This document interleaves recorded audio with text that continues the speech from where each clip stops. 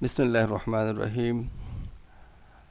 The topic of our today's lecture is translation, ideology, and politics in translation studies.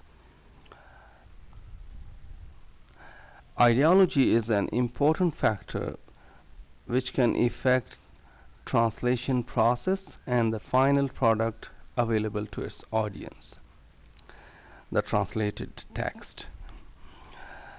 In political context, considering ideology and using it while translating has the potential to lead to mistranslation, and it can have horrible consequences like war or tension between countries. The word translation comes from the Latin word translatio, which means to carry cross. That is, to take or bear something from one place to another. Now, the question is, which may come to our minds, is that what does a translator takes when he translates? If you ask this question to a common person, he may answer that the translator takes words from one language to another. But this is too general definition of translation. When we translate a text, actually, there are many factors involved in it. One of these factors is ideology. So what does the term ideology mean here? According to Rojo Lopez and Ramos Caro, the term ideology was first used by Count d'Estaing de Tracy at the time of French Revolution, and it was defined as science of ideas. So terminology, the ideology was defined as science of ideas, and its main aim was to improve the living conditions of people. Later, Marx uses this term to refer to the false consciousness, which the upper class uses to brainwash the lower class. And nowadays, as when Dijik believes, the term refers to the knowledge, beliefs, and value systems of the individual and the society in which he operates. So remember the definition by Marx, that it refers to the false consciousness which the upper class uses to brainwash the lower class. If we consider this definition of ideology, so when a translator uses his own ideology or the one belonging to the society he lives in, he may provide the receivers with a false consciousness of the source text. There are three important or prominent types of text: informative, expressive, and operative.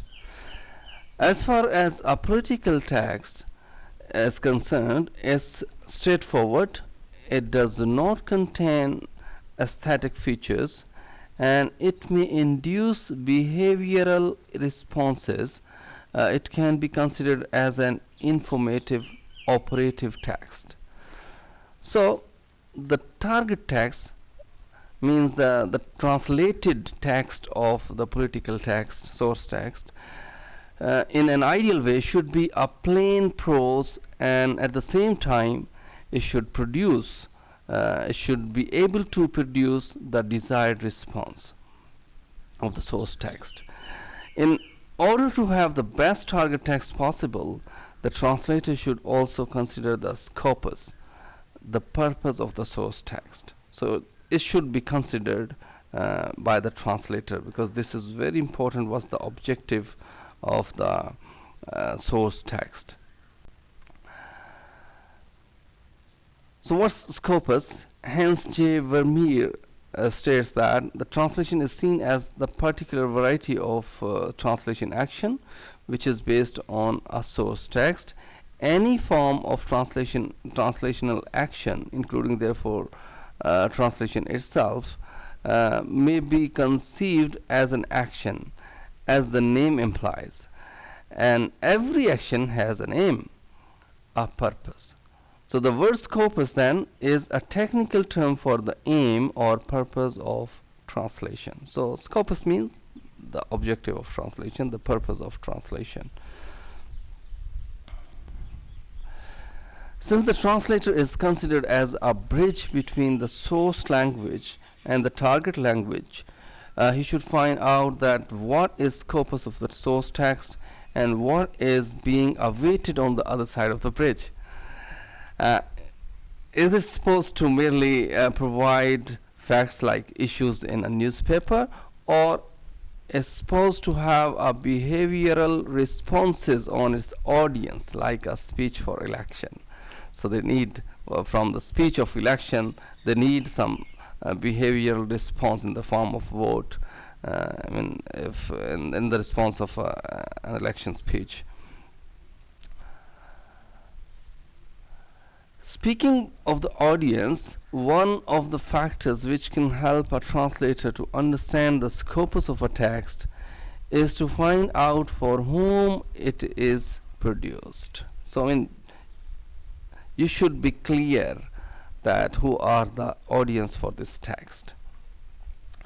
If its audience consists of politicians, like a contract between two governments, is considered as an informative text and is better to be translated formally, not communicatively.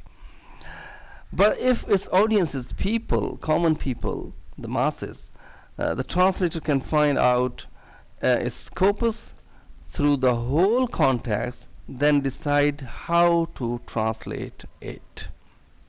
Because from audience, obviously, some sort of behavioral response is needed.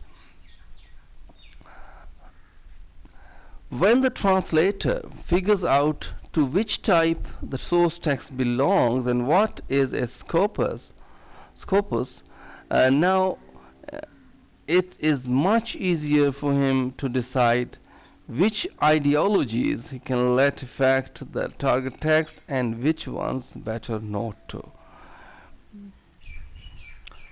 Ideologies can be divided into two categories: internal ideologies and external ideologies.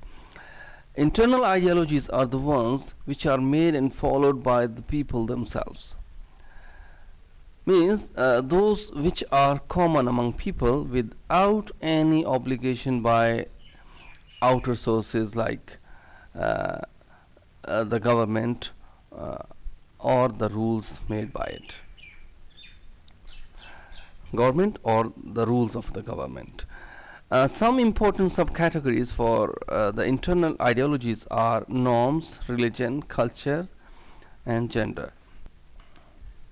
External ideologies refer to those which obligate people to obey. The following two external ideologies are worthy to be discussed here. One is patronage and second rules. So we are going to discuss them towards the end of this lecture. There is a need to mention that some of the subcategories mentioned above may belong to both types of ideologies. In some countries they can be considered as external or internal ideologies. For example, in a religious country or in a Muslim religious country whose rules are in accordance with the Holy Quran, religion can belong to both types of ideologies. Accordingly, the categorization made in this lecture is considered as a general one. Let's have a look more closely at each of these subcategories. First, before this, just have a look at this chart of the division of ideologies, categorization of ideologies.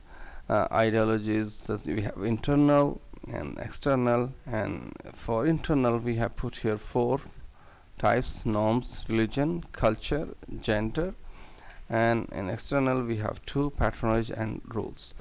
So let's see first the internal ideologies. Norms.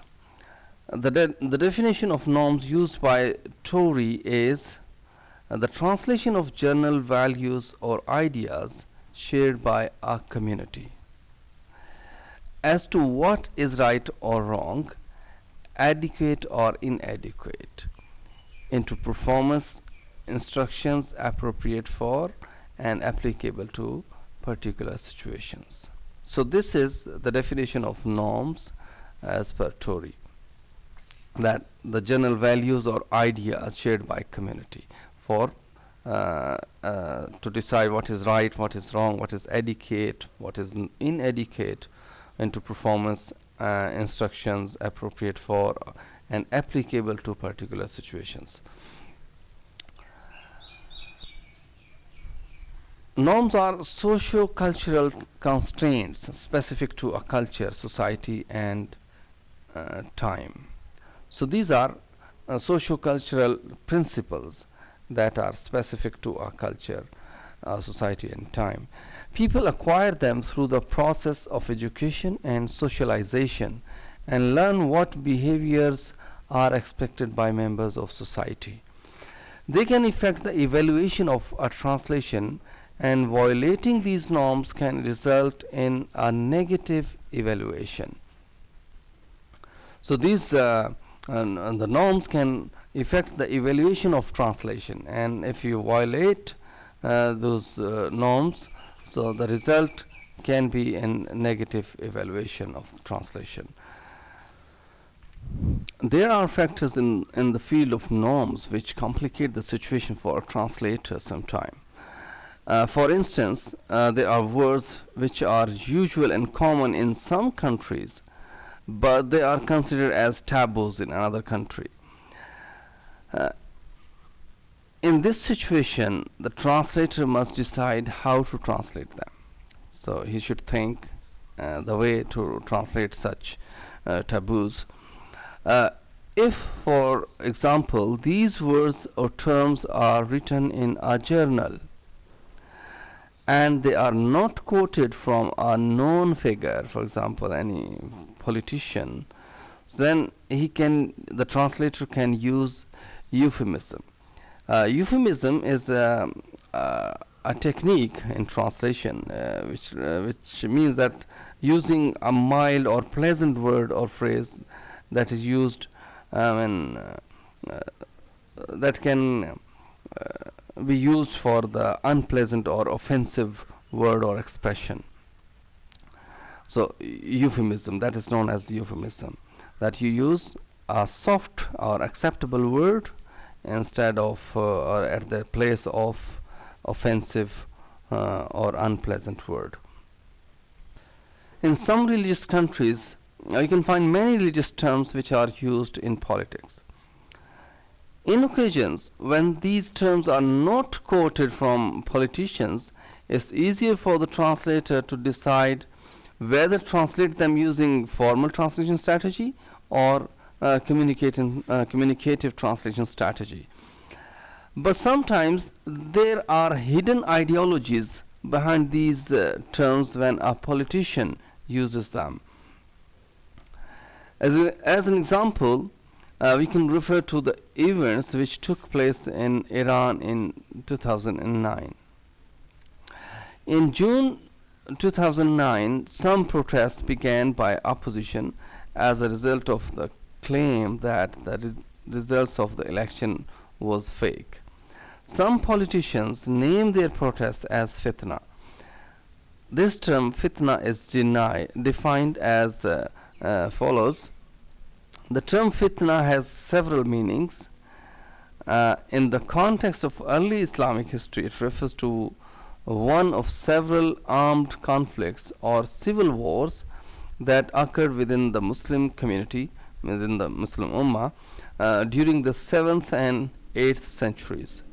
In Arab countries, this term may be a neutral term.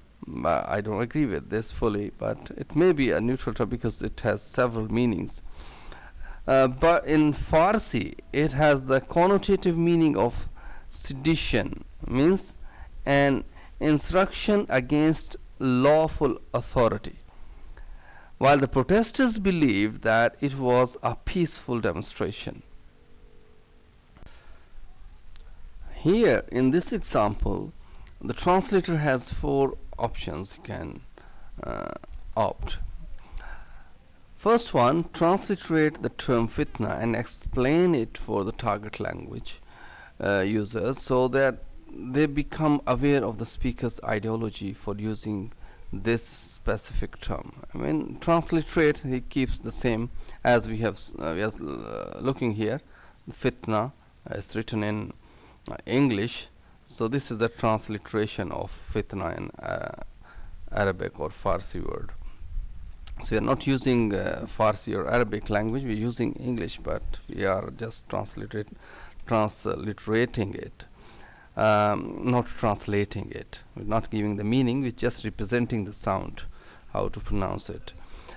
This is the first one. He uses, he transliterate the term and explain the meaning to the target users. Second, translate it to the closest equivalent possible, for example, sedition. Third one, translate it to a neutral word, for example, protest. Or D, translate it to a word with opposite connotative meaning, for example, peaceful demonstration. The first two options are more preferable, while the last two can change the reality of the events for target language users. If you say that was a peaceful demonstration or that was a protest, so it will change the reality of the event. What's the reality of the events there? Actually, that was different than simply a protest or a peaceful demonstration. There are other situations which the translator should decide how to translate his text. For example, sometimes politicians refer to Islamic era figures or events. In these occasions, the best thing he can do is to transliterate and explain them to the receivers, to the target audience. The more the translator clarifies the religious terms, the less her or his text becomes ambiguous to the receivers. Especially in religious terms, I mean, it's very difficult to translate the religious terms, especially Islamic terms like fard, wajib, and mustahab, and all these terms, they are very difficult. I tried my best to translate them while I was translating a book, but it's very difficult. So better, because there are, I mean, the equivalents do not exist for such terms, Islamic terms. So better to transliterate them and clarify the meaning of those terms, so that people understand what do they mean. And culture. Chen Yan and Jing Huang stated, "A nation has not only its own language, but also its own culture, which came into being under the certain natural environment, historical conditions, and social reality. The common culture gave birth to the common language. People from different languages needed to exchange, and such exchange must be followed by translation, since language is the most important instrument for culture."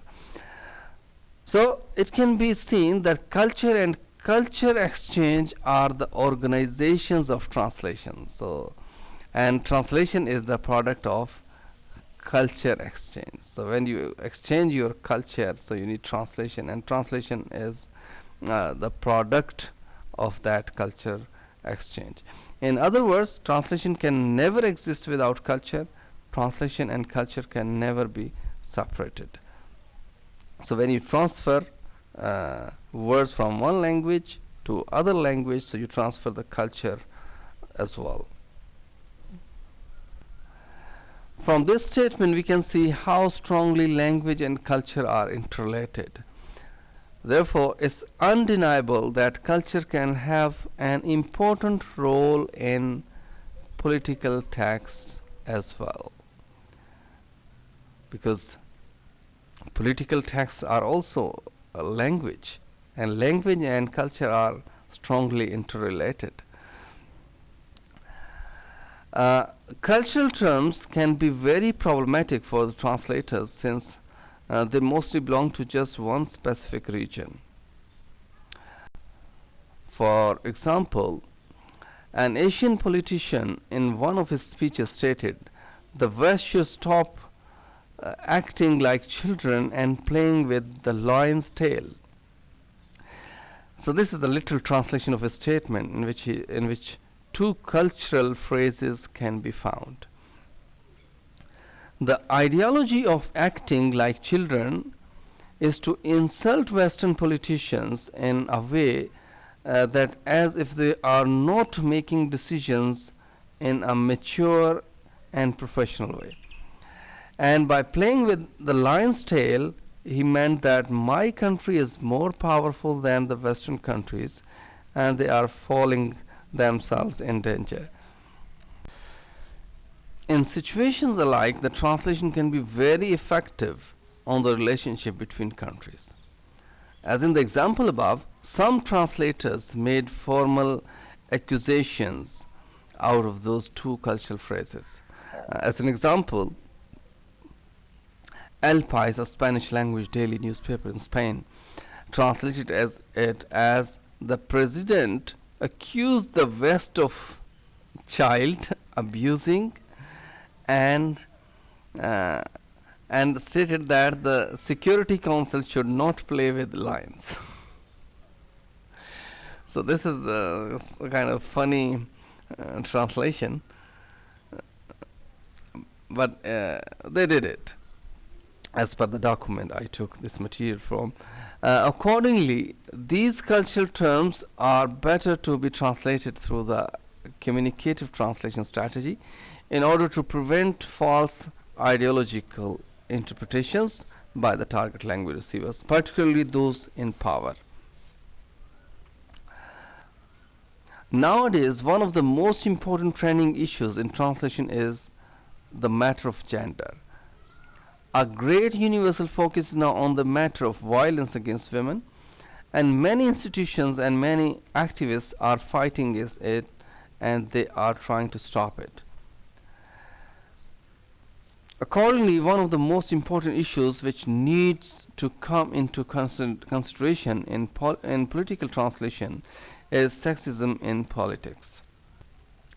There are politicians who intentionally or unintentionally state words which are against the personality of women or their rights. Now, if a translator wants to translate such words of a political figure, it is better not to use strategies like euphemism. I mean, if a politician has used some impolite or some unacceptable words, so in such a case, from politicians, translator should not use the strategy like euphemism. He should keep the text as it is, because such words will be considered as a part of his past or as his mentality, and it may be effective on people's judgment about him and his ideologies, and they may vote him or not as per their judgment from his statements about women. Or it may be vice versa as well, but nobody will accept this. External ideologies, the second part. We have two things here. First one is patronage. There are two important factors which have the power to effect publication of texts. The first factor is known as the professional, whose main focus is on the poetics of works and tries to control the literary system from the inside by the parameters set by the second factor. So first one is professional. So this is the first factor that can affect publication of text. So as an example of this professional factor, so we have the critics, reviewers, teachers, and translators, and alike. So if the text does not meet the standards set by the second factor we are talking about, set by the authorities, so there it can affect the publication of text. I mean, it can stop the publication of text. So this is professional. This is the first factor. Second factor, which operates outside the literary system, is called patronage. By this term, Lefebvre refers to the powers, persons, institutions who can further or hinder the reading, writing, and translation of the literature. As he states, patrons can encourage the publication of translations they consider acceptable, and they can also quite effectively prevent the publication of translation they do not consider so. As an example of patrons' influence on publication of works, we can refer to the book Mein Kampf, translated as My Struggle, a 1925 autobiographical book by Nazi party leader Hitler, Adolf Hitler. As far as Hitler's ideologies caused World War II and were the main reason of murdering many Jewish people in some countries, this book was and still is banned in order to stop his ideologies. In Germany, this book was not permitted to be published for 70 years after the author's death. On 1st January 2016, it became available according to the German copyright law. So they opened it in 2016. In Russia, there were many struggles whether to publish it or not. Finally, on 13th April 2010, it was announced that this book is outlawed due to its extremism promotion. So they did not allow this, cancelled or stopped permanently. As we can see, ideologies of patrons of a country are the most prior ones, even in comparisons with the source text itself. It is the patronage which decides what to translate and what not to translate, how to translate and how not to translate, and so on. So therefore, the patronage has even the power to change the ideologies of the source text, although it's hard to do so thanks to the internet, because now source text is available and reachable easily to common people, and now it's difficult for the patronage to change the ideology of the source text. I mean, to alternate, to alter the source text. So we have two levels of patrons. As the patrons with lower ranks, we can refer to journals, news agencies. This is not journals of army. It's journals, the magazines where we publish our papers. News agencies, TV channels, and so on.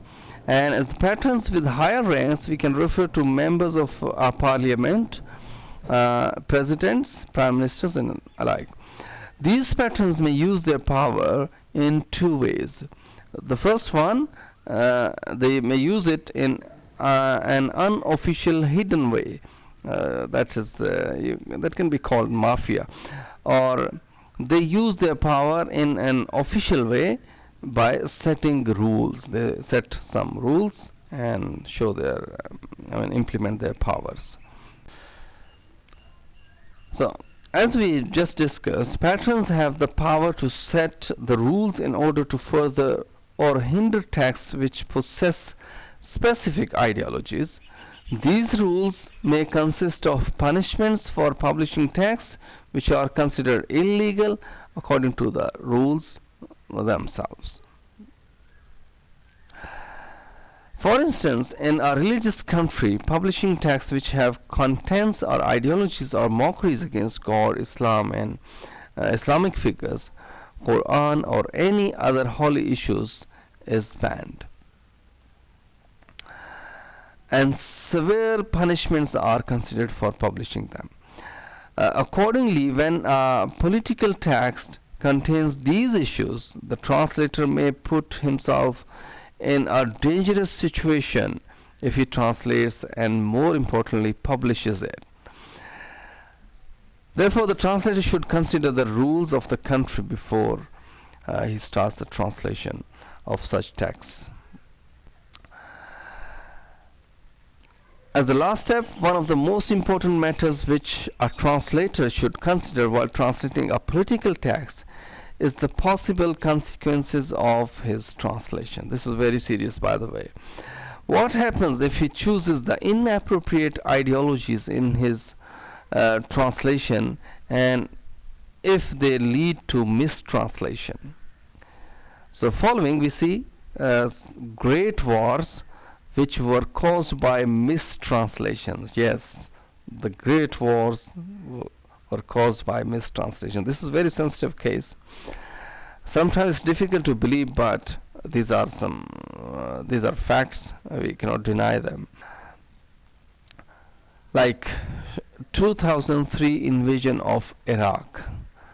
I hope you know about this very well, but maybe not the cause, how it began. Let's see what are the details about this here. On 28 January 2003, George W. Bush, the President of America, in his State of the Union speech, provided the Congress with justification to invade Iraq. He stated, "The British government has learned that Saddam Hussein recently sought significant quantities of uranium from Africa to develop a nuclear bomb. A couple of months later, the United States, the United Kingdom, Australia, and Poland invaded Iraq. And soon the world came to realize that Iraq had no weapons of mass destruction, no nuclear program, and there was no uranium from Africa." What George W. Bush stated in his State of the Union speech was not accurate. What was the cause of it? So see what was the cause. Seymour M. Hersh, a Pulitzer Prize winning journalist, later stated, "The CIA had recently received intelligence showing that between 1999 and 2001, Iraq had attempted to buy 500 tons of uranium oxide from Niger, one of the world's largest producers. The Central Intelligence Agency, CIA, took more than 3 weeks to translate and analyze the document." So they took the document and they took 3 weeks to translate it and analyze the documents they received. Soon that story got denied when Muhammad al-Bradi, the Director General of International Atomic Energy Agency, informed the public that the documents in question were false. One senior IAE official stated, "These documents are so bad." So this is the important thing about translation we are focusing in this lecture. "These documents are so bad that I cannot imagine that they came from a serious intelligence agency. It depresses me, given the low quality of documents, that it was not stopped. At the level it reached, I would have expected more checking. They could be spotted by someone using Google." So someone used Google to translate it, and it was so obvious when it was analyzed. Another example we have here, Hiroshima's atomic bomb. On July 26 1945, the United States, the United Kingdom, and China sent an ultimatum requesting the surrender of all Japanese troops to end World War II. So these China, UK, and US, they sent ultimatum to Japan to surrender, to finish the World War II. In this document, they stated that if Japan did not surrender, they would face prompt and utter destruction. So after sending this document, the Allied forces of UK, US, and China, were impatiently waiting to hear an answer from the Empire of Japan. Later on, so Japan's Prime Minister Suzuki was put under pressure to give an answer, while no formal decision had been taken. So there was no decision by Japan government had been taken, but their Prime Minister was put under pressure to give an answer to this statement, to this request from the Allied forces. The Prime Minister of Japan, finally replied with the word Mukusatusu. It means that he refrained from comments at the moment. So it means, he said no comments at the moment, in simple words. But the international news agency reported something else. This word, according to State Senator John J. Marshey, can be interpreted in different ways, but it is derived from the Japanese term for silence. So this word is derived from the term for silence in Japanese language. However, it was mistranslated by the news agencies. They reported that the Prime Minister answered not worthy of comment. You see, he said no comment at the moment, but it was translated as not worthy of comment.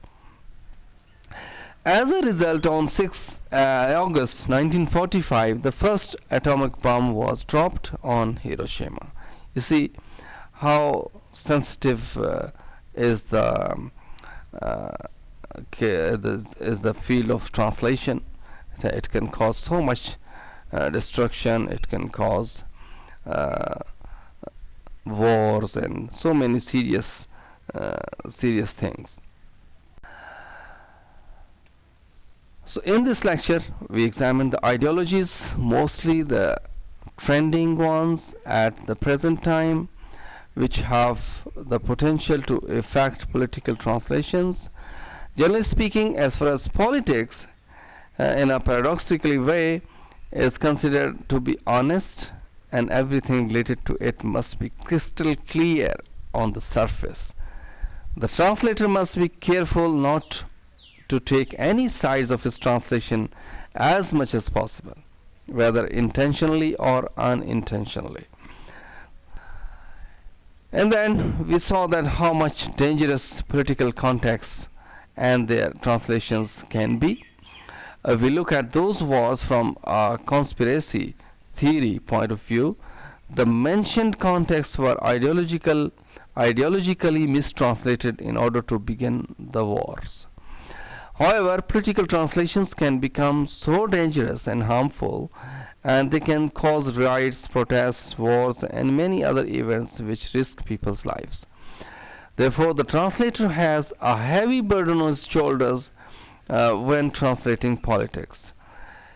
He's better to do his best, at least in order not to be responsible for the aftermath. Ideologies can change the world even through the translation. Assignment, you will write a comprehensive note on translation, ideology, and politics. You include some criticism, some additional information, different new ideas about this topic other than I have given you in lecture. So this is guideline for you about this topic, and you will do your research and produce a good research assignment on this topic. Write a comprehensive note on translation, ideology, and politics. Thank you very much and wish you all the best. Assalamu alaikum wa rahmatullahi wa barakatuh.